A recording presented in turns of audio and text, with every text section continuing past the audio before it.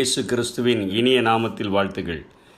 சங்கீதம் 66 ஒரு ஜெபம் கேட்கப்பட்டவனின் பாடலாக அது பாடி அமைந்துள்ளதை இந்த வசனங்களின் மூலமாக நாம் தெரிந்து கொள்ளலாம். 65ஆம் சங்கீதத்திலே ஜெபத்தை கேட்கிறவரே என்று சொல்லி எழுதப்பட்ட இந்த இடத்திலே இங்கே ஜெபத்தை கேட்ட ஒரு மனிதன் பாடுகிற பாடலாக இந்த சங்கீத பகுதி அமைந்துள்ளது. என் ஜெபத்தை தள்ளாமலும் தமது கிருபையை என்னை விட்டு விலக்காமலும் இருந்த தேவனுக்கு ஸ்தோத்திரம் உண்டாவதாக என்று சொல்லி 66ஆம் அதிகாரம் 20ஆம் வசனத்திலே இந்த சங்கீதத்தை பாடின சங்கீதக்காரன் சொல்லுகிறதை பார்க்கிறோம். என் ஜெபத்தை தள்ளாமலும் தமது கிருபையை என்னை விட்டு விலக்காமலும் இருந்த தேவனுக்கு ஸ்தோத்திரம் உண்டாவதாக. இதிலே அவர் இந்த ஜெபம் கேட்கப்படுகிறதற்கு முன்பாக அவர் நடந்து வந்த பாதைகளை ஒவ்வொன்றாக அவர் சந்தித்த காரியங்களை இல்லை அவர் கீழ்ப்படிந்த காரியங்களை இங்கே சொல்லுகிறதை பார்க்கிறோம். இந்த ஜெபம் கேட்கப்படுகிறதற்கு முன்பாக அவர் எப்படிப்பட்ட காரியங்களிலெல்லாம் கடந்து வந்தார், எப்படிப்பட்ட காரியங்களை அவர் செய்தார் என்கிற காரியங்களை முன்பாக பட்டியலிடுகிறதை பார்க்கிறோம். முதலிலே அவர் துதிக்கும்படியாக ஒரு அழைப்பு விடுகிறதை பார்க்கிறோம். ப்ரே அப்படி என்று சொன்னாலே, ஜெபம் என்று சொன்னாலே ஆண்டவரை பிரைஸ், ஆண்டவரை நாம் துதிப்பதற்காக நாம் அழைக்கப்பட்டிருக்கிறோம். துதிக்கும்படியாக அவர் முதலிலே அழைக்கிறார். பூமியின் குடிகளே, பூமியில் உள்ள எல்லாரும், நீங்கள் எல்லாரும் தேவனுக்கு முன்பாக கம்பீரமாய் பாடுங்கள், அவருடைய நாமத்தை மகத்துவத்தை கீர்த்தனம் பண்ணி அவர் துதியின் மகிமையை கொண்டாடுங்கள் அப்படின்லாம் சொல்லி ஆண்டவரை துதிக்கும்படியாக, ஆண்டவருக்கு நன்றி செலுத்தும்படியாக அவர் அங்கே கற்றுக் கொடுக்கிறதை பார்க்கிறோம்.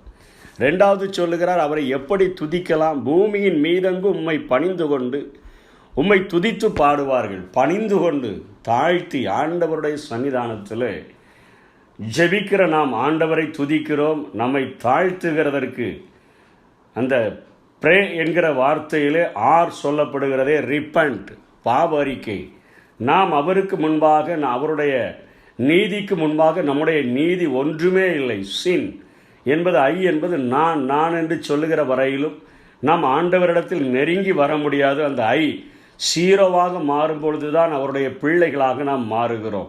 ஆண்டவரிடத்தில் நம்மை தாழ்த்தி, ஆண்டவரே நாங்கள் எங்களை ஒப்பு கொடுக்கிறோம் என்று சொல்லி நாம் நம்மை தாழ்த்தி பணிந்து கொண்டு, அந்த ஆயக்காரன் சொன்னது போல, பாவியாகி என்மேல் கிருபையாய் இரும், உங்கள் கண்களை கூட ஏறெடுக்க துணியாமல் ஆண்டவருடைய சன்னிதானத்தில் நம்மை முழுமையாக சரண்டர் பண்ணி நம்மை தாழ்த்தக்கூடிய ஒரு காரியத்தை அவர் அங்கே சொல்லுகிறதை பார்க்கிறோம். ஆண்டவருக்கு நன்றிகளை ஏறெடுக்கும்படியாய் சொல்லிக் கொடுக்கிறார்.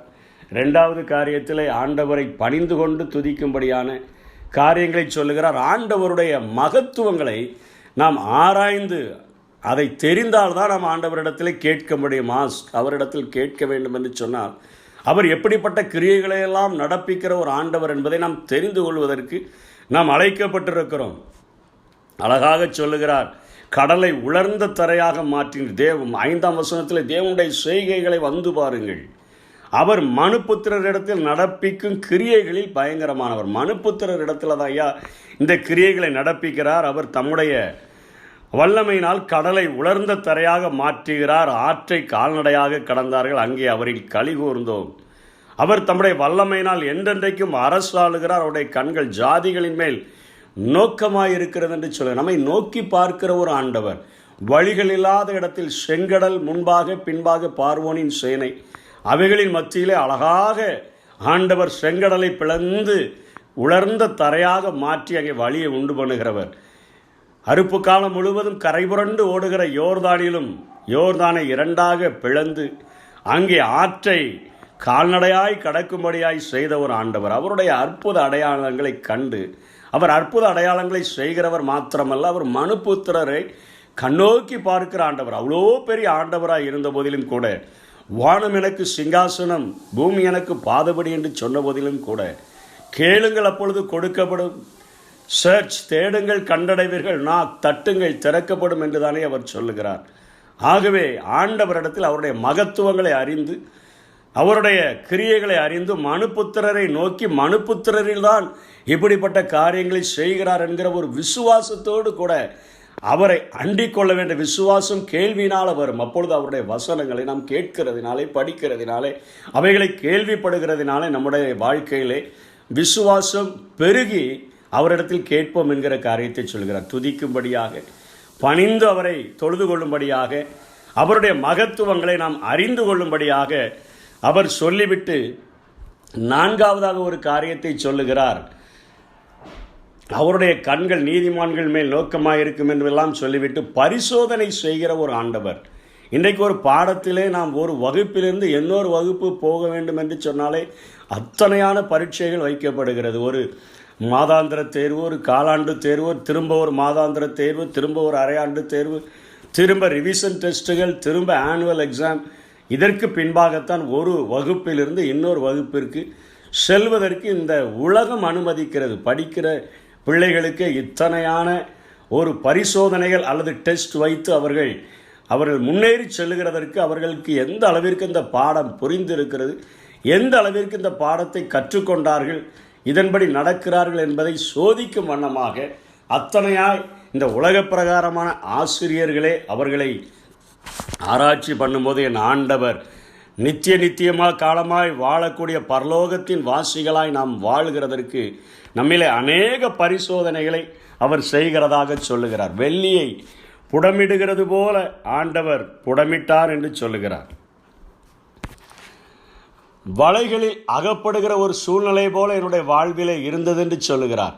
இடுப்புகளில் அதிகமான பாரம் சுமத்தப்பட்டது என்று சொல்கிறார். மனுஷர்கள் எங்களுடைய தலையின் மேல் ஏறி போக பண்ணினார் என்று சொல்கிறார். தீயையும் தண்ணீரையும் கடந்து வந்தோம் என்று சொல்லுகிறார்.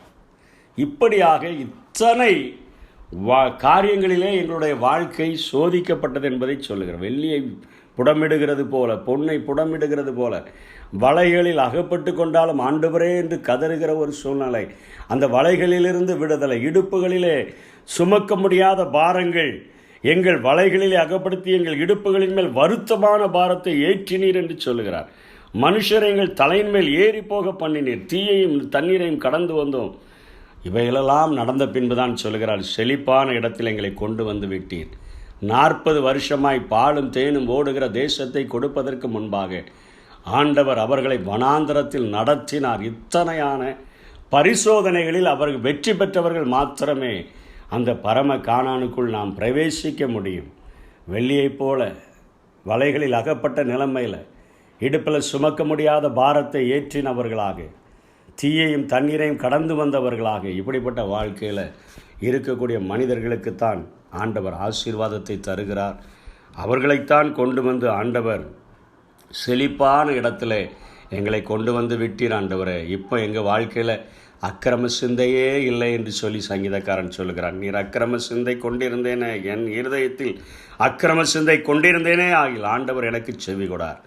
உடைய வாழ்க்கையை பரிசுத்தமாய் மாற்றி இருக்கிறீர். சிந்தனையில் கூட பரிசுத்தத்தை நீர் இப்பொழுது கொடுத்து விட்டீர் ஆண்டவரே.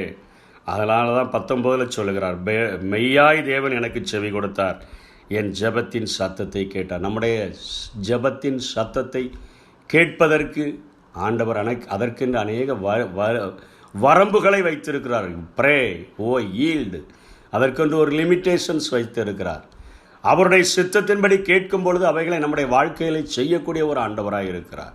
ஆண்டவரை துதிக்கும்படியான அழைப்பு, ஆண்டவரிடத்தில் நம்மை தாழ்த்தி அர்ப்பணிக்கும்படியான அழைப்பு, அவருடைய வல்லமைகளை, அவருடைய அதிசயங்களை, அவருடைய காரியங்களை கேள்விப்பட்டு நம்முடைய விசுவாசத்தை நாம் அதிகரித்து கொண்டு அவரிடத்தில் சேரும்படியான அழைப்பு, அநேக சோதனைகளின் வழியாக ஆண்டவர் நம்மை நடத்தி அவைகளிலே நாம் வெற்றி பெறும் பொழுது 40 வருஷமாக இஸ்ரவேல் ஜனங்களை வனாந்தரத்தில் நடத்தி எப்படியாய் அதிலே தேர்ச்சி பெற்றவர்களை கானானுக்குள் அழைத்து சென்றாரோ அதே போல நம்மை பரம கானானுக்குள்ளாக அழைத்து செல்லுகிற ஒரு காரியம் அவருடைய சித்தத்தின்படி கேட்டால் இவைகளையெல்லாம் நமக்கு கொடுக்கிற ஒரு ஆண்டவர். மெய்யாய் தேவன் எனக்கு செவி கொடுத்தார், என் ஜெபத்தின் சத்தத்தை கேட்டார்.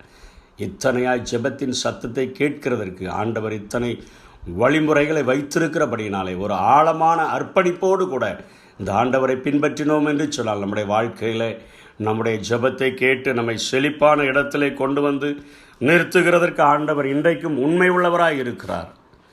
அப்படியே நமக்கு செய்வாராக. ஆமென். கேட்டீரையா, ஜெயம் தந்தீரையா, ஜெபம் கேட்டீரையா.